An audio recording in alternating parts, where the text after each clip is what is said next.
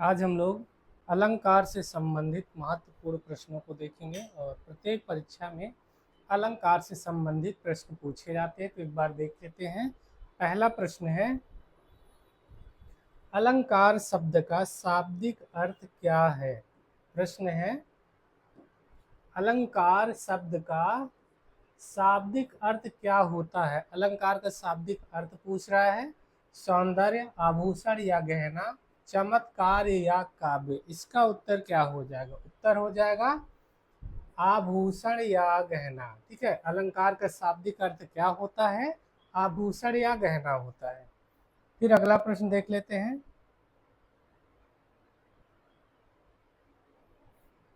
दूसरा प्रश्न है, काव्य के शोभा कारक धर्मों या तत्वों को अलंकार किसने कहा है। काव्य के शोभा कारक धर्मों तत्वों को अलंकार किसने कहा है। परिभाषा है, काव्य शोभा करान धर्मान अलंकरान प्रचक्षते। यह किसकी परिभाषा है? किस आचार्य की परिभाषा है?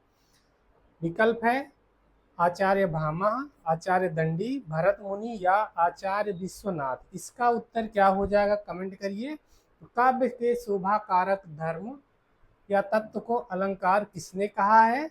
आचार्य दंडी कहा है, आचार्य दंडी ने कहा है। ठीक है, उत्तर हो जाएगा खा वाला, आचार्य दंडी। काव्य शोभा करान धर्मान अलंकरान प्रचक्षते, महत्वपूर्ण पंक्ति है, याद रखिएगा, दंडी की है।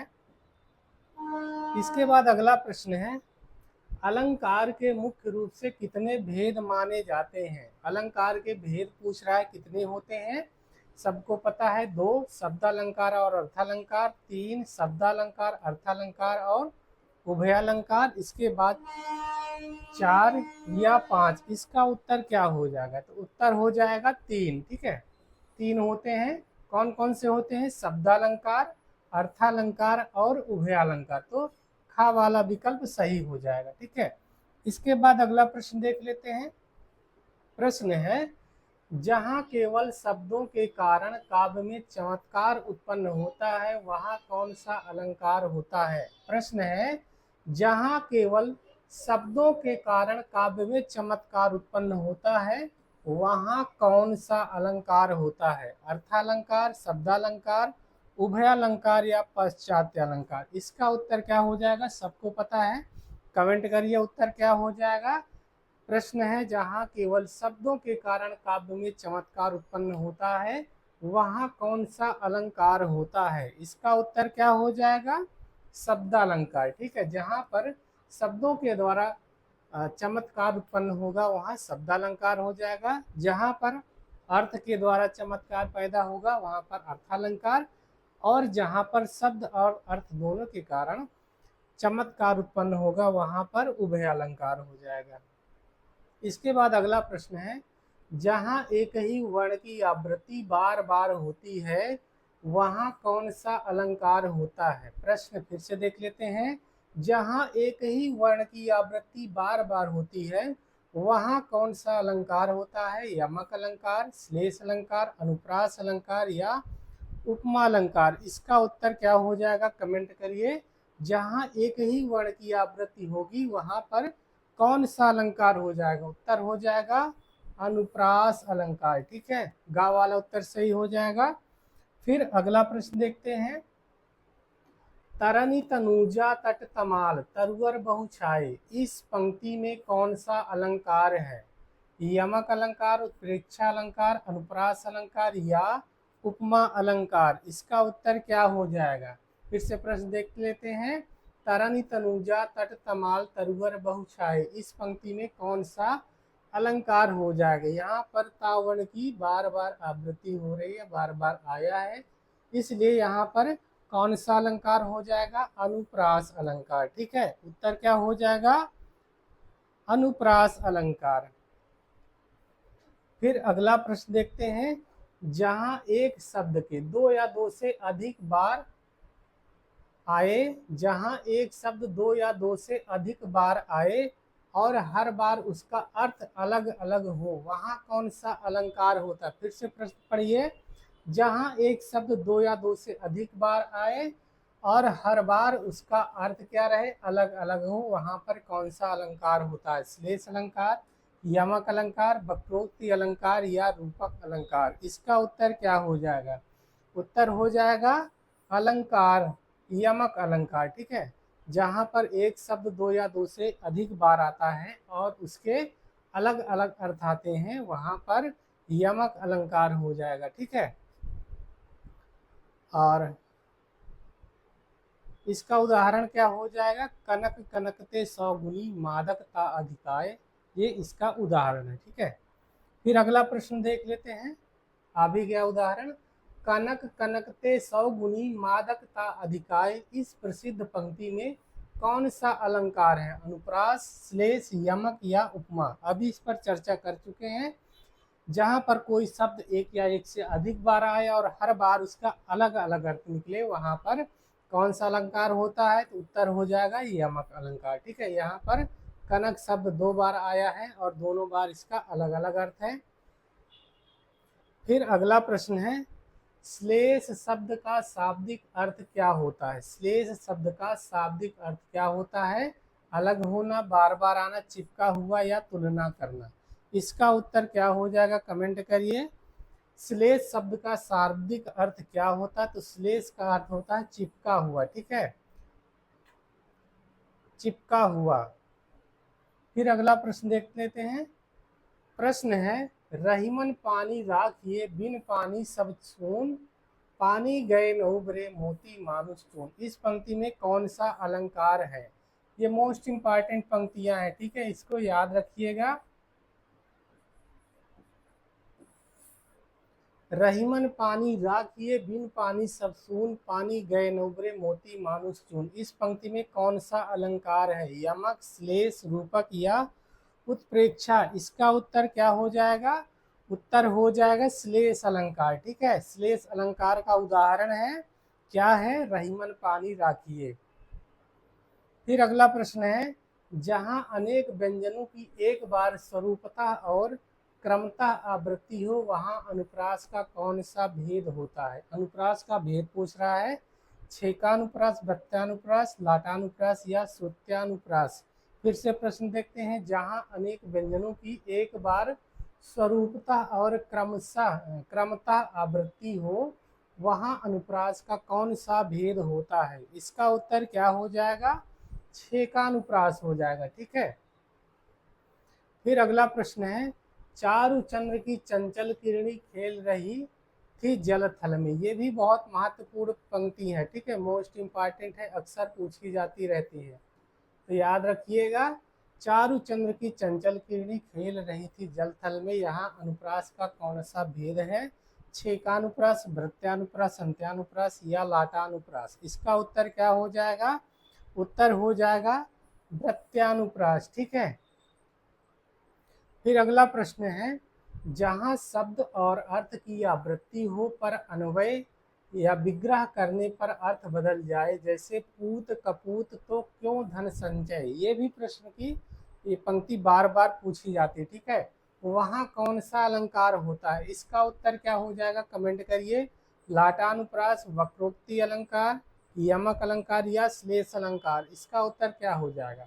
जहां शब्द और अर्थ की आवृत्ति हो पर अन्वय करने पर अर्थ बदल जाए, वहां पर कौन सा अलंकार है पूछ रहा है। जैसे पंक्ति है, पूत कपूत तो क्यों धन संचय? इसका उत्तर क्या हो जाएगा?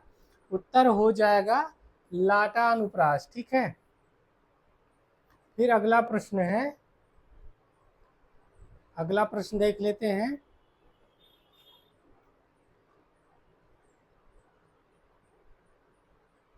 प्रश्न है, जब वक्ता द्वारा कहे गए कथन का श्रोता जानबूझकर कोई दूसरा अर्थ निकाले, तो वहां कौन सा अलंकार होता है? श्लेष अलंकार, वक्रोक्ति अलंकार, अतिशयोक्ति अलंकार या भ्रांतिमान अलंकार? इसका उत्तर क्या हो जाएगा? कमेंट करिए।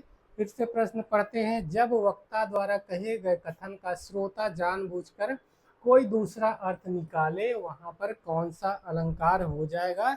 इसका उत्तर क्या हो जाएगा?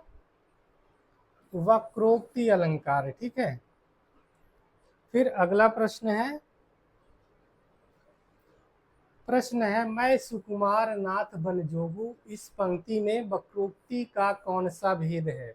इंपॉर्टेंट लाइन है, इसको याद रखिएगा, पूछी जाती है अक्सर। मैं सुकुमार नाथ बन जोगू, इस पंक्ति में वक्रोक्ति का कौन सा भेद है? श्लेष वक्रोक्ति, काकू वक्रोक्ति, अर्थ वक्रोक्ति, इनमें से कोई नहीं। इसका उत्तर क्या हो जाएगा? कमेंट करिए। यहाँ पर क्या हो जाएगा? काकू वक्रोक्ति हो जाएगा। ठीक है, खा वाला उत्तर सही हो जाएगा। फिर अगला प्रश्न है, काली घटा का घमंड घटा। ये भी बहुत महत्वपूर्ण इंपॉर्टेंट प्रश्न है। ठीक है, बहुत महत्वपूर्ण प्रश्न है, मोस्ट इंपॉर्टेंट है, याद रखिएगा।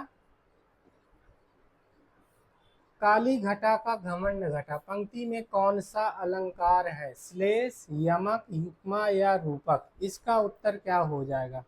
काली घटा का घमंड घटा, इसका उत्तर क्या हो जाएगा? कमेंट करिए। इसका हो जाएगा यमक अलंकार। ठीक है, काली घटा का घमंड घटा, यहाँ पर यमक अलंकार हो जाएगा। ठीक है, अगला प्रश्न है, 3 बेर खाती थी वे 3 बेर खाती हैं। यहाँ बेर शब्द के 2 अलग अलग अर्थों के कारण कौन सा अलंकार है? अनुप्रास, यमक, श्लेष या अन्योक्ति? इसका उत्तर क्या हो जाएगा? 3 बेर खाती थी वे 3 बेर खाती हैं, यहाँ पर कौन सा अलंकार है? यमक अलंकार हो जाएगा। ठीक है, क्या कह रहा है यहाँ? बेर शब्द जो है इसके 2 अलग अलग अर्थों के कारण पूछ रहा है कौन सा अलंकार है, तो यमक अलंकार हो जाएगा। यमक अलंकार में क्या होता है? 2 शब्द आते हैं, बार बार आते हैं, एक या एक से अधिक बार आते हैं और उसके हर बार अलग अलग अर्थ होते हैं। अगला प्रश्न है, को तुम हाओ इत आए कहाँ, घनश्याम हाओ तो कितहु बरसो, इस राधा कृष्ण संवाद में कौन सा अलंकार है? श्लेष वक्रोक्ति, काकू वक्रोक्ति, रूपक या उपमा? इसका उत्तर क्या हो जाएगा? उत्तर कमेंट करिए। को तुम हाओ इत आए कहाँ, घनश्याम हाओ तो कितहु बरसो, यहाँ पर क्या होता है? यहाँ पर उत्तर क्या हो जाएगा? 18 का कमेंट करिए। श्लेष वक्रोक्ति है। ठीक है, श्लेष वक्रोक्ति हो जाएगा। घनश्याम के 2 अर्थ निकलेंगे यहाँ पर। फिर अगला प्रश्न है, अलंकार संप्रदाय के प्रवर्तक आचार्य किसे माना जाता है? अलंकार संप्रदाय के प्रवर्तक आचार्य किसे माना जाता है? आचार्य भरत मुनि, आचार्य भामा, आचार्य वामन या आनंदवर्धन? इसका उत्तर क्या हो जाएगा? कमेंट करिए। अलंकार संप्रदाय के प्रवर्तक कौन है? आचार्य भामा। भामा अलंकार संप्रदाय के प्रवर्तक हैं। और भरत मुनि ये किसके हैं? रस सूत्र। ठीक है,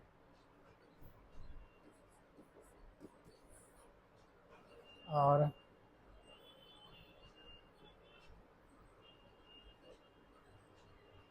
वामन रीति संप्रदाय के हो गए। रीति संप्रदाय। आनंदवर्धन ध्वनि संप्रदाय। ध्वनि संप्रदाय। फिर अगला प्रश्न देख लेते हैं, मधुवन की छाती को देखो सूखी इसकी कितनी कलियां। यहाँ कलियां शब्द में एक से अधिक अर्थ छिपे होने के कारण कौन सा अलंकार होगा? यमक अलंकार, श्लेष अलंकार, रूपक अलंकार या उत्प्रेक्षा अलंकार? इसका उत्तर क्या हो जाएगा? प्रश्न है, मधुबन की छाती को देखो सूखी इसकी कितनी कलियां, पूछ रहा है यहाँ पर कलियां शब्द में एक से अधिक अर्थ छिपे हैं, तो यहाँ पर कौन सा अलंकार हो जाएगा? उत्तर हो जाएगा श्लेष अलंकार हो जाएगा। ठीक है, क्योंकि यहाँ पर 2 अर्थ निकल रहे हैं। ठीक है, श्लेष का अर्थ होता है चिपकना, तो यहाँ पर 2 अर्थ निकल रहे हैं, 2 अर्थ इसके हो रहे हैं। ठीक है, अगला प्रश्न है, जहाँ उपमेय की तुलना उपमान से समान गुण धर्म के आधार पर की जाए वहाँ पर कौन सा अलंकार होता है? रूपक, उपमा, उत्प्रेक्षा या अपउन्नति? इसका उत्तर क्या हो जाएगा? प्रश्न है, जहाँ उपमेय की तुलना उपमान से समान गुण धर्म के आधार पर की जाए वहाँ पर कौन सा अलंकार होता है? इसका उत्तर क्या हो जाएगा? उत्तर हो जाएगा उपमा अलंकार। ठीक है, उपमा हो जाएगा। फिर अगला प्रश्न है, उपमा अलंकार के कुल कितने अंग होते हैं? उपमा अलंकार के अंग कितने होते हैं? इंपॉर्टेंट प्रश्न है।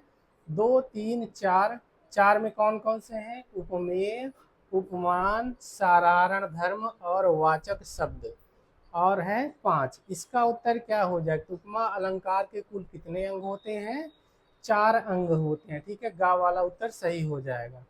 इसके बाद अगला प्रश्न है, पीपर पात सरिस मन डोला, इस पंक्ति में सरिस क्या है? ये बहुत ही महत्वपूर्ण पंक्ति है, अक्सर पूछी जाती है। ठीक है, तो इसको याद रखिएगा।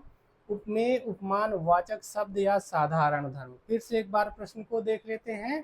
पीपर पात सरिस मन डोला, इस पंक्ति में सरिस क्या है? सरिस पूछ रहा है, सरिस क्या है?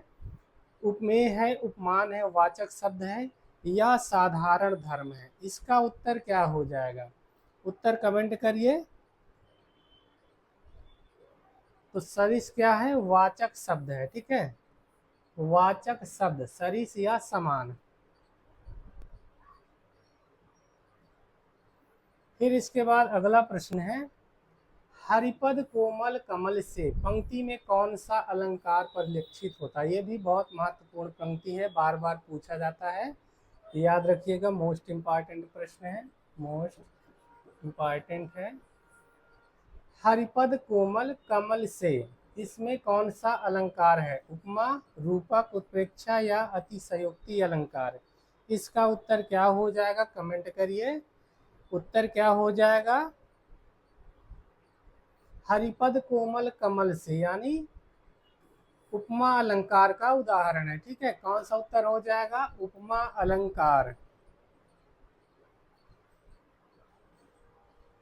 फिर अगला प्रश्न है, जहां उपमेय और उपमान में कोई भेद न रखकर दोनों को एक कर दिया जाए, अभेद आरोप, वहां कौन सा अलंकार होता है?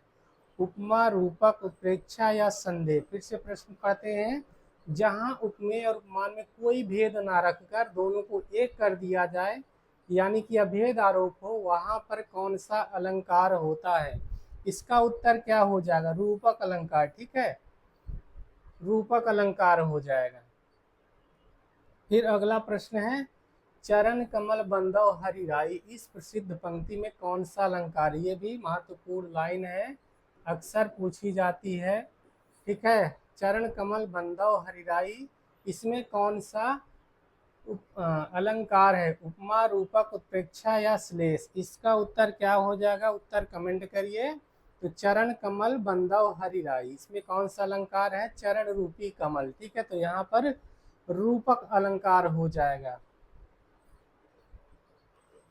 फिर अगला प्रश्न देख लेते हैं, जहां उपमेय में उपमान की संभावना या कल्पना की जाए, वहां कौन सा अलंकार होता है? जहां उपमेय में उपमान की संभावना या कल्पना की जाए, वहां कौन सा अलंकार होता है?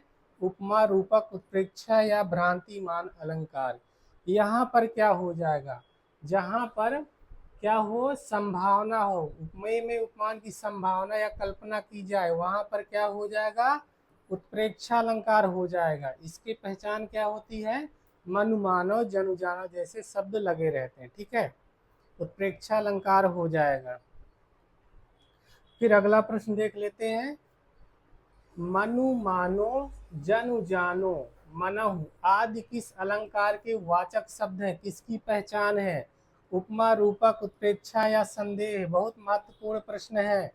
किस अलंकार में मनु मानो, जनु जानो, मानहु आदि वाचक शब्द प्रयोग किए जाते हैं? तो उत्तर हो जाएगा उत्प्रेक्षा अलंकार।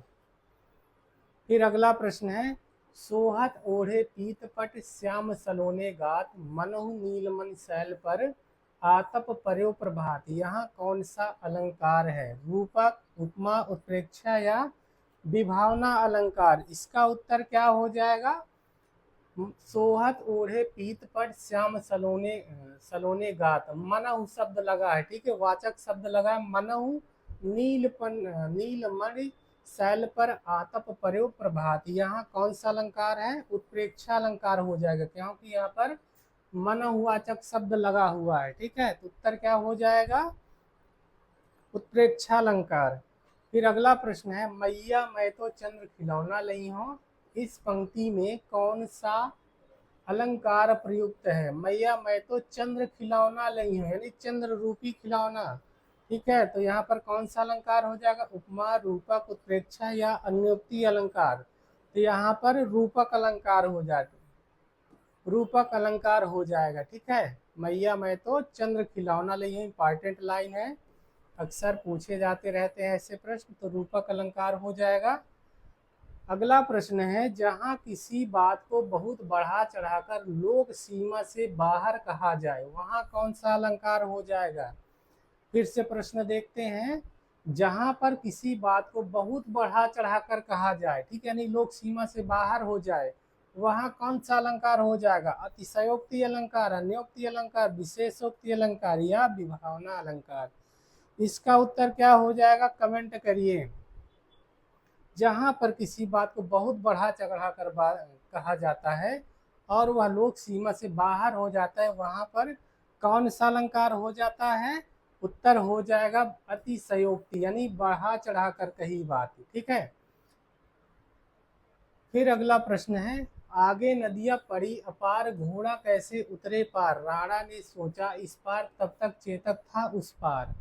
इन पंक्तियों में कौन सा अलंकार है? पूछी जाती है पंक्ति। संदेह, उत्प्रेक्षा, अतिशयोक्ति या रूपक अलंकार? इसका उत्तर क्या हो जाएगा? उत्तर हो जाएगा अतिशयोक्ति अलंकार। अभी हम लोग देख रहे थे इसमें, जहां किसी बात को बहुत बढ़ा चढ़ाकर कहा जाता है और वह कही गई बात लोक सीमा से बाहर होती है, ठीक है, वहां पर कौन सा अलंकार होता है? अतिशयोक्ति अलंकार हो जाएगा। यहाँ राणा सोचते नहीं कि तब तक चेतक उस पार चला जाता है। ठीक है, तो यहाँ पर किसी भी बात को बहुत बढ़ा चढ़ाकर कही गई है।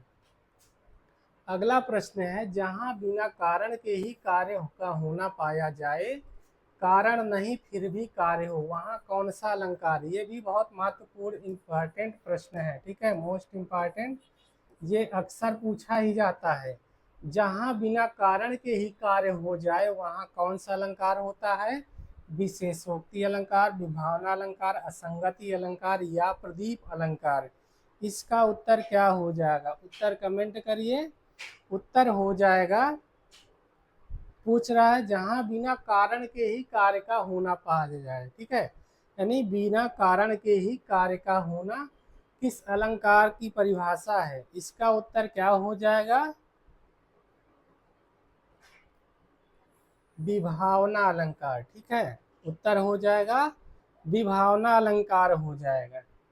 जैसे इसका उदाहरण है, बिन पग चले सुने बिन काना। ठीक है, फिर वही लाइन आ गई, बिन पद चले सुने बिन काना, कर बिन कर्म करे विधि नाना, यानी बिना कारण के ही कार्य हो रहा है। इस चौपाई में कौन सा अलंकार है? विभावना अलंकार, विशेषोक्ति अलंकार, असंगति अलंकार या दृष्टांत अलंकार? इसका उत्तर क्या हो जाएगा? कमेंट करिए। ये बहुत ही महत्वपूर्ण लाइन है, अक्सर पूछी जाती है। ठीक है, याद रखिएगा, बिन पद चले सुने बिनु काना, कर विधि कर्म करे विधि नाना, यानी कि यहाँ पर बिना पैर के चल रहा है, बिना कान के सुन रहा है। ठीक है, तो यहाँ पर बिना कार्य के कारण के ही कार्य हो रहा है, तो यहाँ पर कौन सा अलंकार हो जाएगा? विभावना अलंकार हो जाएगा। ठीक है, उत्तर क्या हो जाएगा? विभावना अलंकार। फिर इसके बाद अगला प्रश्न है, जहां कारण के होते हुए भी कार्य ना हो, यानी कारण तो होगा लेकिन कार्य नहीं होगा, वहां पर कौन सा अलंकार होगा? जैसे पानी में मछली प्यासी, वहां कौन सा अलंकार है? यहाँ पर पानी भी है, मछली भी है, कारण भी है, कार्य भी, लेकिन कार्य हो नहीं पा रहा है। ठीक है, मछली प्यासी है पानी में रहते हुए भी, यहाँ पर कौन सा अलंकार हो जाएगा? विभावना, विशेषोक्ति, विरोधाभास या प्रदीप अलंकार? इसका उत्तर क्या हो जाएगा? इसका उत्तर कमेंट करिए। यहाँ पर क्या हो जाएगा? विशेषोक्ति अलंकार हो जाएगा। ठीक है, फिर अगला प्रश्न है, नेहन नैनन को घटे उपजी बड़ी बलाए, नीर भरे नित प्रति रहे तऊ प्यास बुझाए, तऊ न प्यास बुझाए, यहाँ कौन सा अलंकार है? विभावना, विशेषोक्ति, असंगति या उपमा अलंकार? यहाँ पर भी वही लाइन है, वही अलंकार होगा इसके पहले जो हम लोग देखे थे। प्रश्न है, नेह न नैनन को घटे, उपजी बाड़ी बड़ी बलाए, नीर भरे नित प्रति रहे, तऊ न प्यास बुझाए। यहाँ कौन सा अलंकार है? इसका उत्तर क्या हो जाएगा? विशेषोक्ति अलंकार हो जाएगा। ठीक है।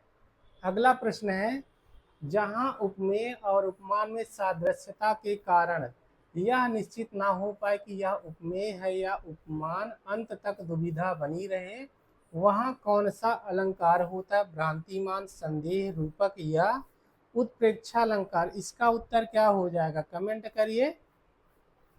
फिर से एक बार देख लेते हैं, जहाँ उपमेय और उपमान में सादृश्यता के कारण निश्चित ना हो पाए कि उपमेय है या उपमान, अंत तक दुविधा बनी रहे, वहां पर कौन सा अलंकार हो जाएगा?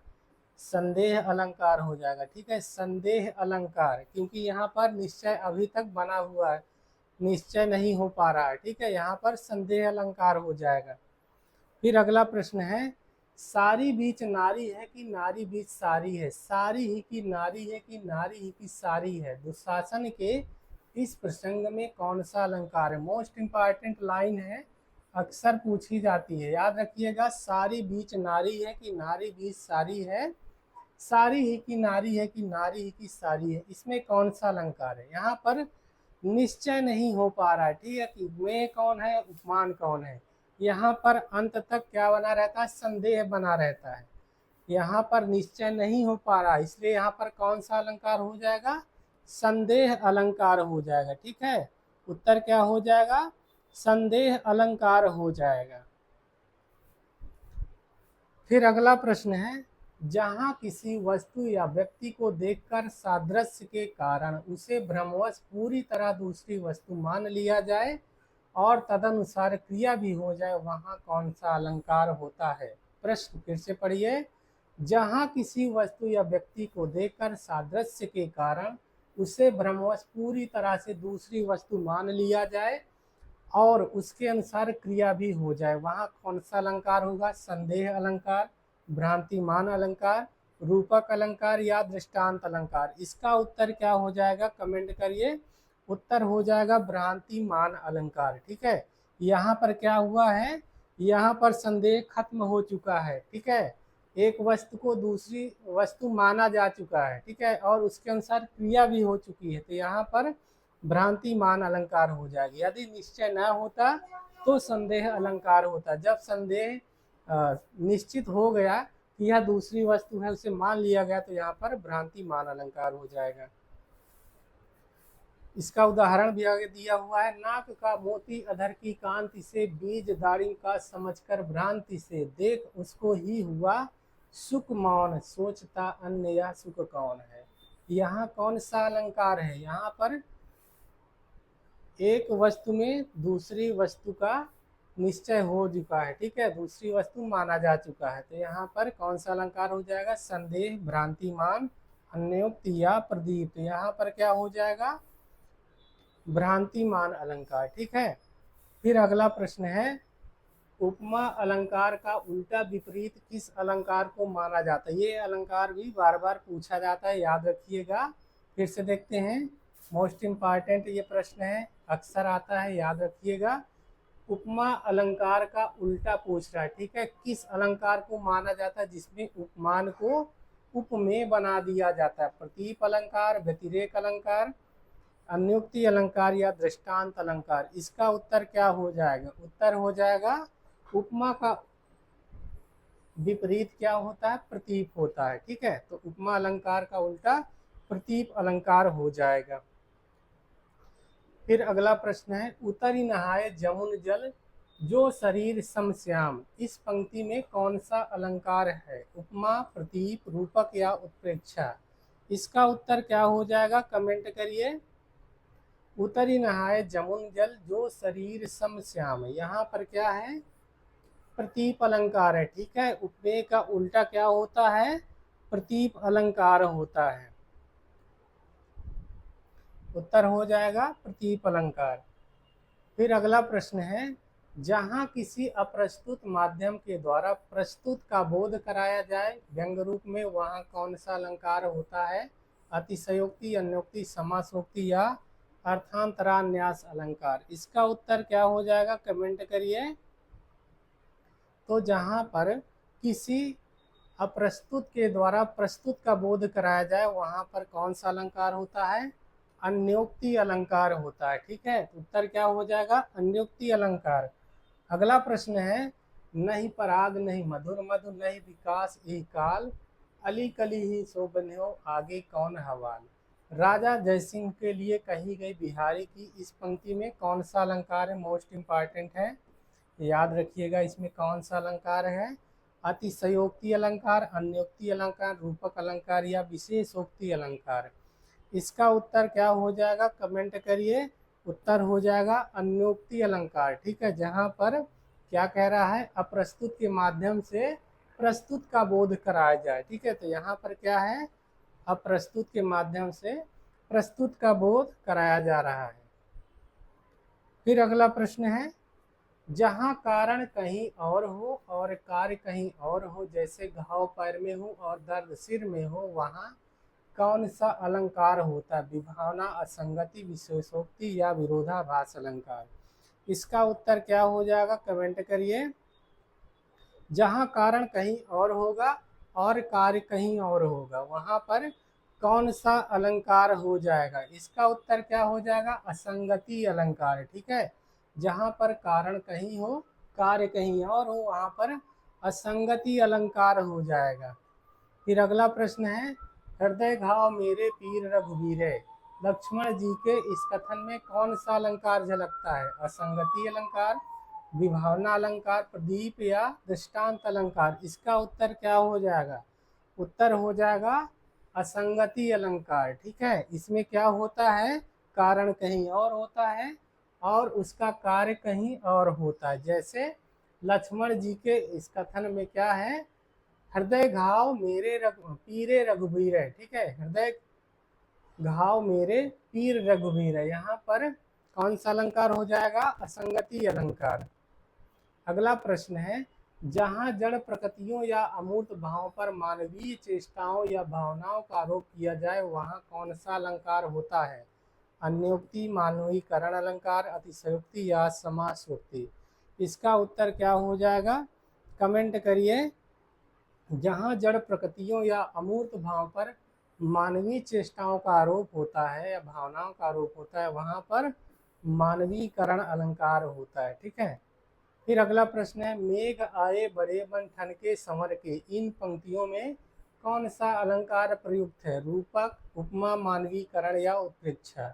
इसका उत्तर क्या हो जाएगा, मानवीकरण हो जाएगा। ठीक है, फिर अगला प्रश्न है, तंत्री नाद कवित्र सरस राग रतिरंग, अन बूढ़े बूढ़े तरह जो बूढ़े संग, यहाँ प्रत्यक्ष रूप से विरोध न होते भी विरोध का आभास होने पर कौन सा अलंकार है, असंगति, विरोधाभास, विशेषोक्ति या विभावना अलंकार। इसका उत्तर क्या हो जाएगा, उत्तर हो जाएगा विरोधाभास अलंकार।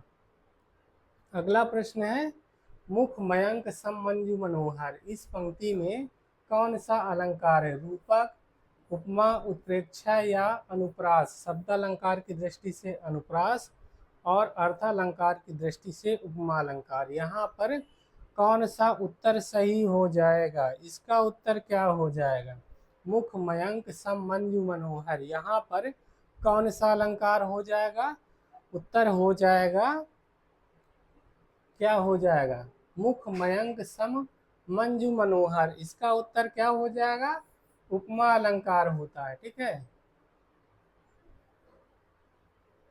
ये महत्वपूर्ण अलंकार से संबंधित प्रश्न है, इनको एक बार दो बार अवश्य देख लीजिएगा, क्योंकि अलंकार के जो यहाँ पर प्रश्न रखे गए हैं किसी परीक्षा में पूछे जाते होते हैं। ठीक है, और बहुत ही महत्वपूर्ण प्रश्न है, एक बार दो बार देख लीजिएगा जिससे क्लियर हो जाए।